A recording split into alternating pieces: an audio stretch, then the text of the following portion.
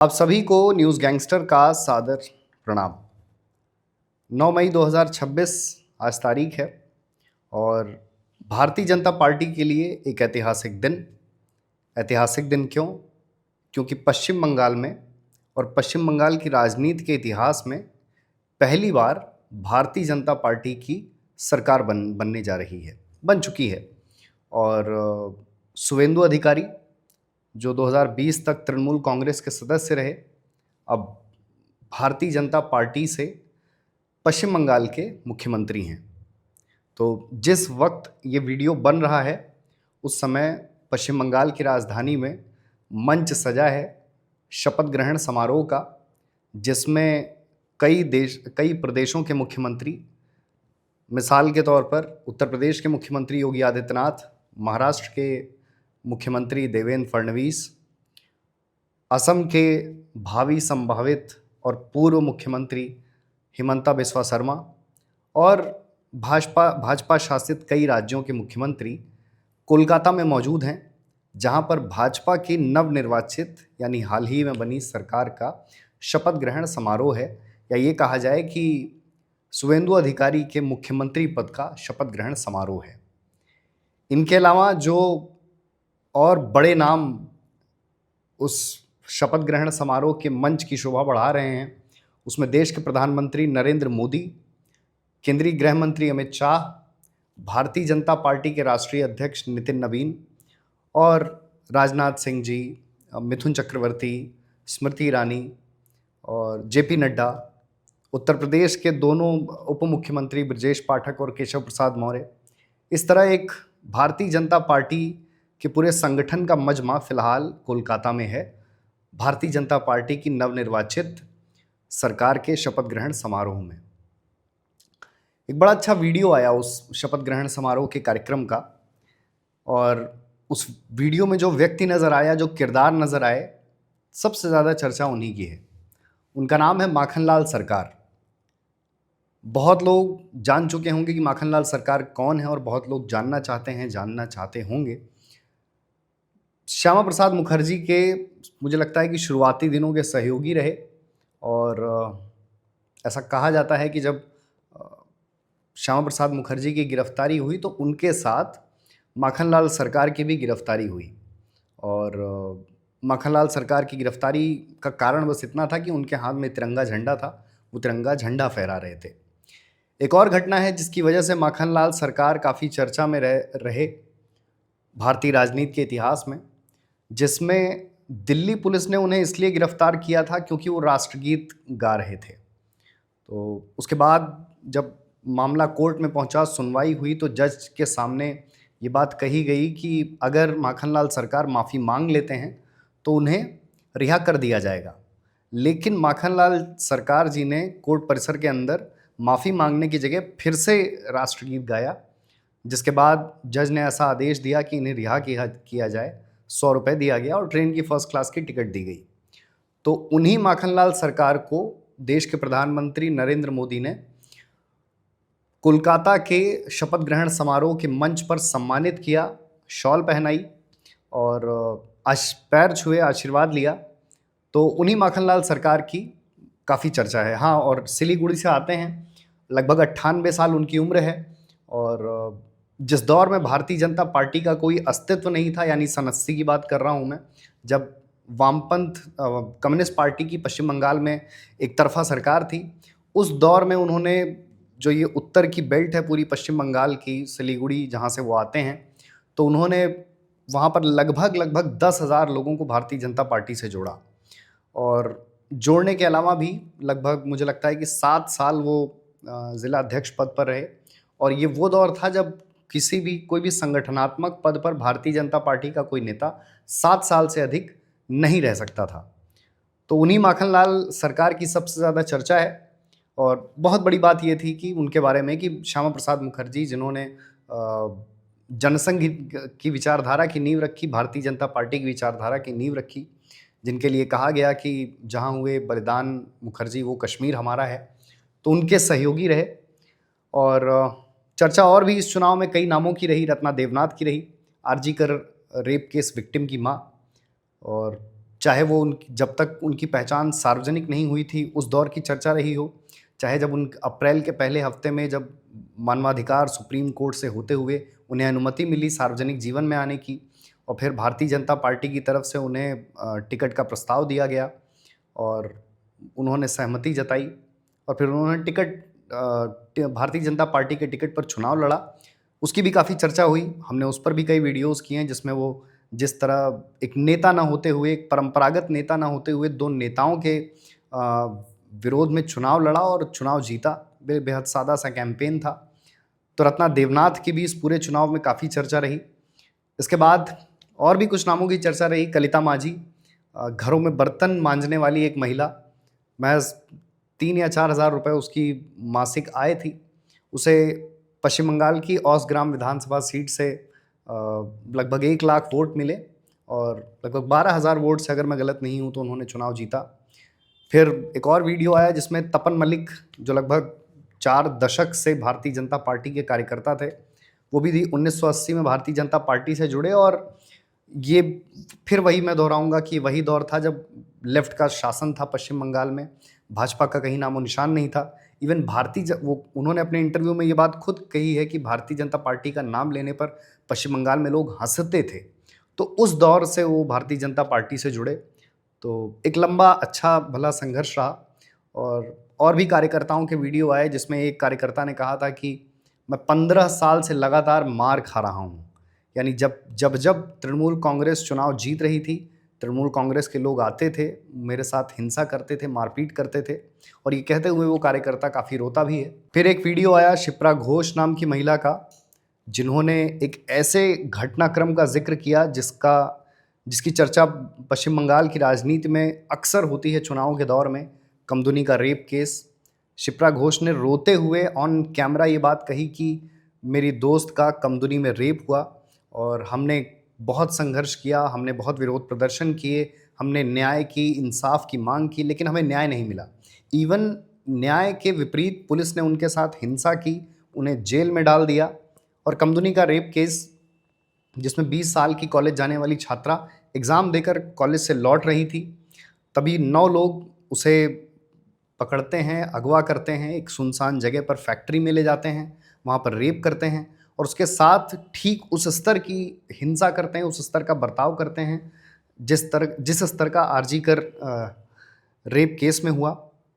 और उसके बाद मामला कोर्ट में पहुंचता है, अगर मैं गलत नहीं हूं तो साल 2013 में। तो साल 2013 में लोअर कोर्ट ये आदेश जारी करती है कि कुल 9 आरोपियों में से 6 को सज़ा सुनाती है, 3 को फांसी, 3 को उम्र कैद।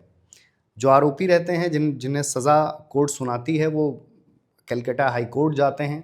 हाई कोर्ट नया आदेश, उस आदेश को थोड़ा उसमें तब्दीली करता है, जिसमें से 3 आरोपियों को बरी करता है और 3 आरोपियों की जो फांसी की सज़ा थी वो उम्र कैद में तब्दील कर देता है। और फिर अगर मैं बंगाल चुनाव की बात करूं और ममता बनर्जी के सन 2005 के वीडियो की बात ना करूं तो शायद ये बंगाल चुनाव की जो चर्चा है वो अधूरी रहेगी, जिसमें ममता बनर्जी लोकसभा सदस्य थी उस समय, एनडीए का हिस्सा थी, नेशनल डेमोक्रेटिक अलायंस का। स्पीकर की तरफ जाती हैं, पन्ने फेंकती हैं और कहती हैं कि जो वोटर्स का आईडी है, एक आइडेंटिटी कार्ड मतदाताओं का होना बेहद ज़रूरी है।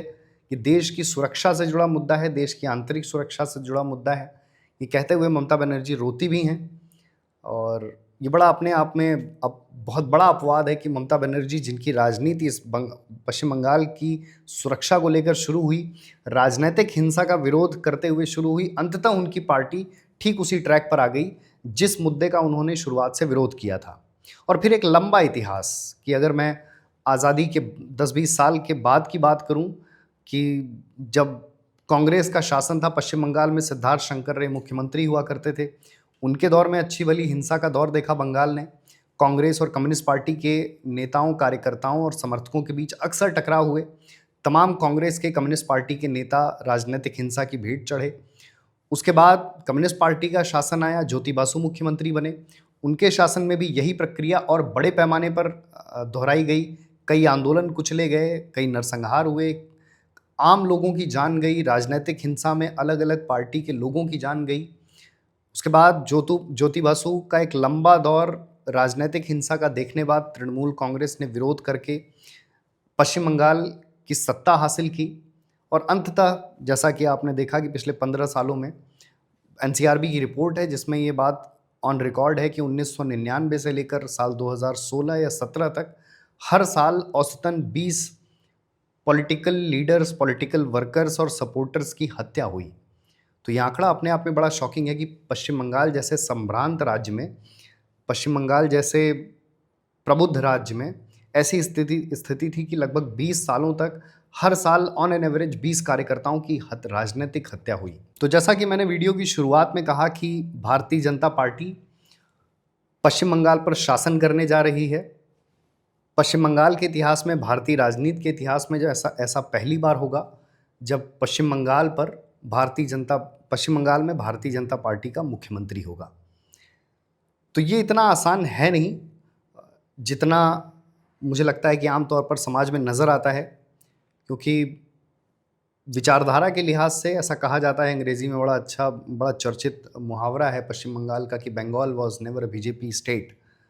तो कुछ चुनौतियां बंगाल में भारतीय जनता पार्टी के हिस्से में बाई स्टार्टिंग ही आएंगी।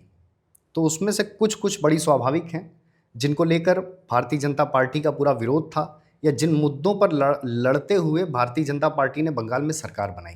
मुझे लगता है कि उसमें सबसे प्राथमिक और सबसे पहला मुद्दा घुसपैठ का होगा, इन्फिल्ट्रेशन का होगा। जिस तरह से चाहे कम्युनिस्ट पार्टी के दौर में, चाहे तृणमूल कांग्रेस के दौर में घुसपैठ का कोई स्थायी समाधान नहीं निकाल पाई कोई भी पार्टी। हाल ही का विषय था जिसमें बीएसएफ ने फेंसिंग के लिए ज़मीन मांगी, लेकिन तृणमूल कांग्रेस की सरकार ने साफ मना किया, जिसके बाद मामला सुप्रीम कोर्ट पहुंचा। और तब तृणमूल कांग्रेस की तरफ से ये बात कही गई कि बीएसएफ तो सुरक्षा करने में सक्षम है, तो उसे फेंसिंग की क्या ज़रूरत। इसके बाद तो इन्फिल्ट्रेशन एक इकलौता ऐसा मुद्दा है जिसको लेकर भारतीय जनता पार्टी का रुख जो है बेहद सख्त होना चाहिए, क्योंकि अंततः ये भारतीय जनता पार्टी के लिए ही चैलेंज होगा। उन्होंने बार बार इस मुद्दे को एड्रेस किया है, और चाहे एसआईआर के थ्रू, चाहे वोटर आईडी वेरिफिकेशन के थ्रू, लेकिन इस मुद्दे पर भारतीय जनता पार्टी चुनाव की शुरुआत से ही और शायद 2021 के चुनाव से लेकर अब तक भारतीय जनता पार्टी इस मुद्दे को लेकर बेहद मुखर रही है। तो सबसे पहले ये जो बॉर्डर की सुरक्षा का मुद्दा है, भारतीय जनता पार्टी को इसका कोई संतोषजनक समाधान निकालना ही होगा। तो ये एक सबसे बड़ी और सबसे पहली चुनौती है जो भारतीय जनता पार्टी के सामने है, और डे वन से भारतीय जनता पार्टी को इस पर काम करना शुरू करना होगा। और जैसा कि अगर बॉर्डर सुरक्षित नहीं होंगे तो स्वाभाविक सी बात है कि बंगाल की जो इंटरनल सिक्योरिटी है वो भी इंश्योर नहीं हो पाएगी। तो भारतीय जनता पार्टी के सामने, और क्योंकि बॉर्डर स्टेट और बहुत से ऐसे शहर हैं, बहुत से ऐसे ज़िले हैं जो सीधे तौर पर बंगाल के जो बांग्लादेश की सीमा से लगते हैं, तो ये इंश्योर करना, और जब मैं बांग्लादेश कहता हूँ तो इसका सीधा मतलब है कि फिर वहाँ सिर्फ बात बांग्लादेश तक सीमित नहीं रह जाती, वहाँ पर वो एजेंसीज़ भी इन्वॉल्व हो जाती हैं, वहाँ पर शायद काउंटर टेररिज्म ऑपरेशंस इन्वॉल्व हो जाते हैं, वहाँ आर्मी इन्वॉल्व हो जाती है, वहाँ सेंट्रल सिक्योरिटी फोर्सेस इन्वॉल्व हो जाती हैं, फिर बहुत बड़ी कंस्पिरेसी थ्योरीज़ इन्वॉल्व हो जाती हैं कि कौन सा आंदोलन किसी बड़े आंदोलन की शक्ल लेगा और उससे फिर बंगाल में अस्थिरता पैदा करने की कोशिश होगी। तो ये जो दूसरी बड़ी चुनौती है कि बॉर्डर की सुरक्षा और घुसपैठ को रोकना, ये सीधे तौर पर प्रभावित करेगा बंगाल की आंतरिक सुरक्षा को, और बंगाल की आंतरिक सुरक्षा के बाद देश की इंटरनल सिक्योरिटी को सीधे तौर पर प्रभावित करेगा ये मुद्दा। भारतीय जनता पार्टी के सामने तीसरा सबसे बड़ा चैलेंज होगा लॉ एंड ऑर्डर। जिस तरह के वीडियोस आए, जिस तरह की रिपोर्ट्स आई, जिस तरह की जानकारी आई कि किसी गांव में एक मोहल्ला है जहां पे सड़क भी नहीं है, जहां पे मतलब आपके लिए गाड़ी से चलना तो दूर, पैदल चलना कठिन है, ऐसे रास्तों पर टोल वसूले जा रहे हैं। वसूल कौन रहा है? सत्ता समर्थित अराजक तत्व। इसके बाद इस तरह की भी रिपोर्ट्स आई जिसमें किसी सामान्य से नागरिक की दुकान पर कब्जा कर लिया गया। क्यों कर लिया गया? क्योंकि वो किसी और पॉलिटिकल पार्टी का सपोर्टर था या किसी और पॉलिटिकल पार्टी की आइडियोलॉजी से मेल खाता था, तो मात्र इसलिए किसी दुकानदार की दुकान पर कब्जा कर लिया गया। कुछ मामलों में सिर्फ बात कब्जे तक सीमित नहीं रही, हत्याएं भी हो गई, सिर्फ इसलिए कि आप दूसरी पार्टी के समर्थक हैं। और यहाँ दूसरी पार्टी के समर्थक से मेरा मतलब सिर्फ भारतीय जनता पार्टी से नहीं है, चाहे आप कांग्रेस के हों, चाहे आप कम्युनिस्ट पार्टी के हों, या आप किसी भी दल के हों। हर राजनीतिक विचारधारा का समर्थन करने वाले लोगों ने अच्छी भली कीमत चुकाई है अपनी आइडियोलॉजी को सपोर्ट करने के लिए। तो और फिर तमाम ऐसी रिपोर्ट्स आई जिसमें किसी कम्युनिस्ट पार्टी के दफ्तर पर कब्जा था, जिसे 4 मई के दिन चुनाव आने के बाद कब्जा मुक्त कराया गया। और कांग्रेस के कई पार्टी ऑफिसर्स थे जिन पर तृणमूल कांग्रेस के लोगों का कब्जा था, तो उन्हें भी 4 मई को चुनाव के नतीजे आने के बाद कब्जा मुक्त कराया गया। तो ये जो जिस तरह पिछले, मुझे लगता है कि शायद इसे आज़ादी के बाद से ही कहना ठीक होगा, या तृणमूल के सिर्फ 15 साल कहा जाए तो ये ठीक नहीं होगा। तो जिस तरह आज़ादी के बाद से लेकर अब तक जैसी कानून व्यवस्था रही है पश्चिम बंगाल में, खासकर इस माइंडसेट को लेकर कि आप अगर दूसरे राजनीतिक दल के समर्थक या कार्यकर्ता हैं, तब आपके साथ हिंसा के अलावा कोई ऑप्शन नहीं बचता, आपको हिंसा का सामना करना ही पड़ेगा। तो ये लॉ, जो कानून व्यवस्था का ये वाला हिस्सा है, इस पर भारतीय जनता पार्टी को ये भारतीय जनता पार्टी के लिए एक बड़ी चुनौती साबित होगा। और फिर जब मैं बात करता हूँ लॉ एंड ऑर्डर की, तो उससे सीधे तौर पर जुड़ी है राजनीतिक हिंसा। मैंने एनसीआरबी की रिपोर्ट का हवाला दिया कि 1999 या 1997 से लेकर 2016 तक ऐसा कोई साल नहीं बीता जिसमें ऑन एन एवरेज 20 राजनीतिक दल के लोगों की हत्या न हुई हो। तो जो मुझे लगता है कि केरल के बाद शायद पश्चिम बंगाल ही ऐसा राज्य है जहाँ पर पॉलिटिकल वायलेंस और पॉलिटिकल मर्डर्स इतने ज़्यादा रेलेवेंट हैं और इतनी ज़्यादा मात्रा में होते हैं। तो भारतीय जनता पार्टी के लिए ये भी अपने आप में चुनौती होगी कि जिस तरह चाहे वो चुनाव नतीजा आने के बाद जगह जगह पर हथियार मिले, धारदार हथियार मिले, जगह जगह पर क्रूड बॉम्ब मिले, जगह जगह पर इस तरह की चीज़ें, इवन जो शुभेंदु अधिकारी के पीए थे, पर्सनल असिस्टेंट चंद्रनाथ रथ, उनकी हत्या के बाद जिस तरह के एविडेंसेस हाथ लगे कि जो बाइक थी उसका चेचिस नंबर ठीक नहीं, उसका रजिस्ट्रेशन नंबर ठीक नहीं था, जो कार थी उसका चेचिस नंबर मिटाया गया था, जो पिस्टल यूज़ हुई वो भी मतलब आसानी से नहीं मिलती है। तो इन जानकारियों के आधार पर इतना तो कहा ही जा सकता है कि वो जो मर्डर था प्री प्लान था और उस मर्डर को लेकर अच्छी भली तैयारी हुई थी। तो इस तरह की घटनाओं का सामना करने के लिए, राजनीतिक हिंसा रोकने के लिए, प्रदेश की कानून व्यवस्था बेहतर बनाए रखने के लिए, ये तमाम ऐसी चुनौतियां हैं जो भारतीय जनता पार्टी को डे वन से फेस करनी होंगी। क्योंकि भारतीय जनता पार्टी पहली बार पश्चिम बंगाल में सरकार बना रही है, पहली बार बंगाल को बीजेपी का चीफ मिनिस्टर मिलने वाला है। तो ये अपने आप में बहुत बड़ी चुनौती है। जैसा कि मैंने कहा कि Bengal was never a BJP state, और वो दौर जब लोग भारतीय जनता पार्टी का नाम लेने पर बंगाल में हंसते होंगे या विरोध करते होंगे या मानते ही नहीं होंगे कि इस तरह की कोई पार्टी बंगाल में अपना शासन ला सकती है। तो ये अपने आप में बहुत बड़ी चुनौती होगी, क्योंकि जिस तरह तृणमूल कांग्रेस ने एक पूरा का पूरा राजनीतिक अभियान चलाया कि बंगाली वर्सेस बाहरी, यानी यहाँ उनका सीधा मतलब अमित शाह और नरेंद्र मोदी से था कि उन्हें दूसरे राज्य से आए लोगों की तरह, मतलब ऐसा कहा गया कि ये दूसरे राज्य से आए लोग हैं, ये बाहरी हैं। तो ये जिसके बाद में स्मृति ईरानी ने भी बयान दिया था, बांग्ला भाषा में बात करते हुए कहा था कि हम कोई बाहरी नहीं हैं, हम भी भारत के लोग हैं, हम भी बंगाली ही हैं। और फिर उसके बाद वो वीडियोज़ आए जिसमें अनुराग ठाकुर मछली खाते हुए, मनोज तिवारी बिना प्याज लहसुन की मछली खाते हुए, जिसको लेकर सोशल मीडिया पर काफ़ी ट्रोलिंग और हंसी मजाक भी हुआ। तो ये एक बड़ी चुनौती होगी, बंगाल प्राइड को साथ लेकर चलना, या बंगाल की मूल संस्कृति है उसको लेकर विकास के रास्ते पर चलना, ये भारतीय जनता पार्टी के लिए एक बड़ी चुनौती होगी।